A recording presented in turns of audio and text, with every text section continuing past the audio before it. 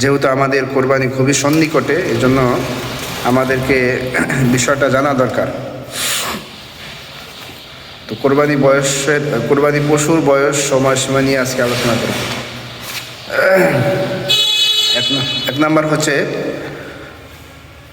যে পশু আপনি কিনবেন, সেটা ছাগল হোক, খাসি হোক, ভেড়া হোক, দুম্বা হোক, গরু হোক, মহিষ হোক, উট হোক, প্রত্যেকটা পশুর শরিয়াতে আলাদা আলাদা বয়সের সময়সীমা দেওয়া আছে।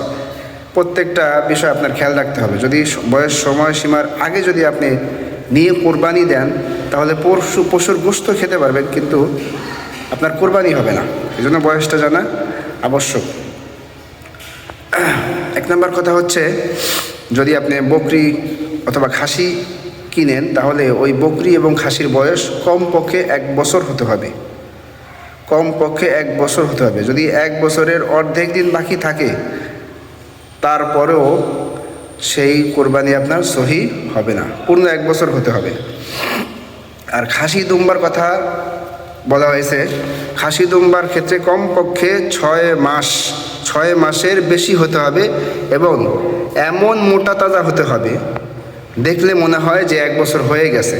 এবং ওই দুম্বা বা ভেড়া পালের ভিতরে ছেড়ে দিতে হবে। যদি ছেড়ে দেওয়ার পরে যদি বোঝা যায় যে না 1 বছরের মতো হয়ে গেছে, তাহলে সেক্ষেত্রে কোরবানি দিতে পারবেন ওই ভেড়া এবং দুম্বার ক্ষেত্রে, ছাগল খাসি না। ভেড়া এবং দুম্বার ক্ষেত্রে এই মাসালা। তবে 6 মাসের কমে কখনো হবে না, যত মোটা তাজা হোক। এক্ষেত্রে আরেকটা বিষয় জানা জরুরি, যে আমাদের অনেক কসাই ভাইরা বলে, ব্যাপারীরা বলে যে দাঁত না উঠলে কোরবানি হবে না। এক্ষেত্রে বয়স আপনার দেখতে হবে। যদি 1 বছর হয়ে যায় খাসি এবং ছাগল, তাহলে দাঁত উঠুক বা না উঠুক কোরবানি হয়ে যাবে, এটা আপনার খেয়াল রাখতে হবে।